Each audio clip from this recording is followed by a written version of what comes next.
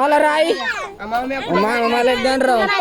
बर असलं करायचं अरे तिकडे दुकानावर होतं. मामा मग मी पोरगीच करून घेणार नाही ए पोरा धर सर तुला नाही सर पोरा धर गप्पा गदे हो सरका महाग अय बेकार हो मागे न काम करणार त्याला न काम करणार तिच्या नवरीने आणलेत